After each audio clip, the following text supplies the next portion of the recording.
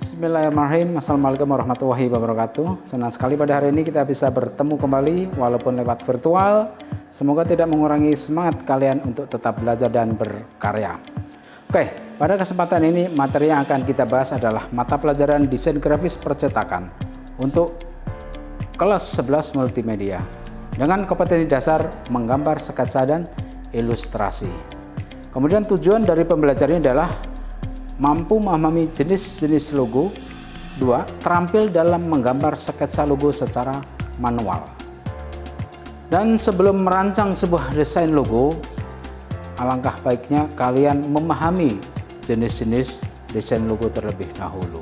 Oke, yang pertama adalah lettermark, ya. Lettermark ini adalah desain logo yang menggunakan huruf atau inisial sebagai logo utama dan ada tambahan bentuk sebagai elemen pendukungnya. Sambil contoh dari logo Honda. Logo Honda ini menggambarkan atau digambarkan hanya dalam bentuk huruf H, ya, tetapi dibuat sedemikian rupa sehingga terkesan mewah, ya. Kakinya agak diperkecil dan lain-lain. Kemudian yang kedua, ini logo CNN, ya. Ini adalah logo yang sangat keren, ya, karena penggabungan dari beberapa huruf, ya. Ada 3 huruf C, N, dan N. Nah, tentu ini adalah contoh dari logo yang menggunakan lettermark atau inisial. Kemudian yang kedua, logo wordmark. Wordmark ini adalah logo yang menggunakan teks saja atau menggunakan teks langsung. Ya, contohnya logo Coca-Cola. Ini adalah teks Coca-Cola saja, ya. Ini sudah mewakili perusahaan Coca-Cola. Kemudian Dell. Ini juga contoh logo wordmark. Hanya tulisan Dell saja, tetapi ada yang unik yaitu di bagian huruf E diputar, ya, atau digeser sehingga terlihat unik atau luar biasa. Yang berikut adalah logo Pixtorial, ya. Pixtorial ini logo yang menggunakan gambar tanpa teks, ya. Tetapi ada beberapa kasus yang teks juga ditambahkan di dalam logo tersebut. Contohnya adalah logo dari Apple. Nah, logo ini berbentuk gambar saja tanpa embel-embel teks. Kemudian yang kedua itu logo sambil contoh Burger King, ya. Ini ada logo yang berbentuknya pictorial tetapi ada tambahan teks, ya. Ini untuk mempertegas atau untuk penguatan logo tersebut. Yang berikut adalah abstract mark. Abstrak. Jadi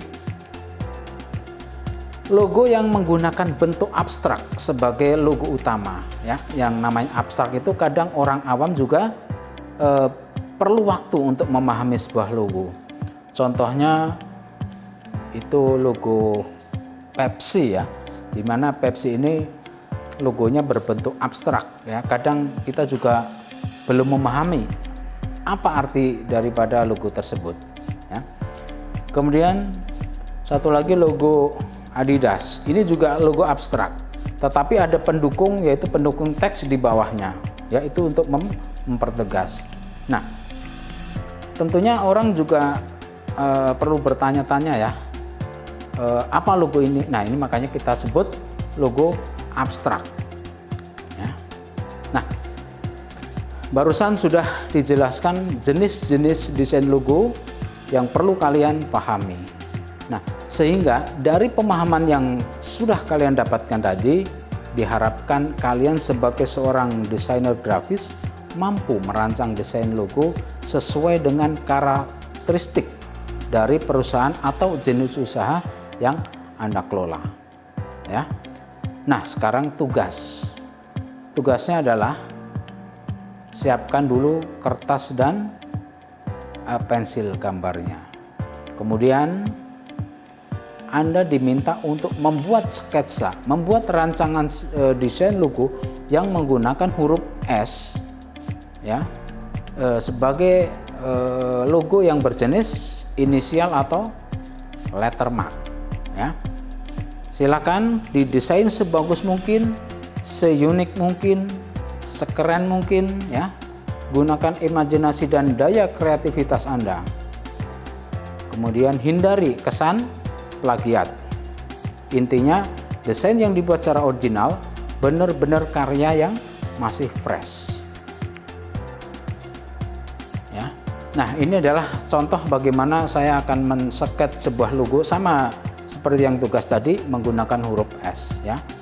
Buatlah logo yang ya seindah mungkin ya. Karena untuk awal ini logo yang kita buat masih pakai sketch, masih berbentuk sketch ya, gambar kasar. Nah, nanti kalau sudah selesai bisa dituangkan ke dalam bentuk digital. Ya. Nah, dalam belajar ini kalian bisa googling nanti di internet, tetapi tidak dibenarkan untuk meniru, menyalin ataupun memodifikasi desain logo yang sudah ada. Kalau memang terpaksa, itu pun hanya sebagai inspirasi. Oke, bisa ya. Kemudian kalau sudah selesai, silahkan hasil karya kalian tadi difoto, kemudian kalian upload di IG kalian masing-masing, kemudian mention ke IG di bawah ini untuk proses penilaian. Ya. Kemudian kesimpulan daripada pembelajaran kali ini adalah yang pertama, pentingnya memahami jenis-jenis desain logo dalam perancangan sebuah logo yang berkelas. Kemudian siswa mahir dalam membuat rancangan desain logo secara manual. Oke, sepertinya pertemuan kali ini segera berakhir. Semoga kita bisa bertemu kembali di materi-materi yang selanjutnya. Kalaupun ada pertanyaan, kalian bisa DM, kalian bisa komen di bawah ini, yang pasti akan dibales. Satu lagi, saya pribadi mengucapkan selamat ulang tahun untuk Yadika yang ke-46. Semoga makin jaya. Cukup sekian, salam sehat, tetap jaga protokol kesehatan. Wassalamualaikum warahmatullahi wabarakatuh.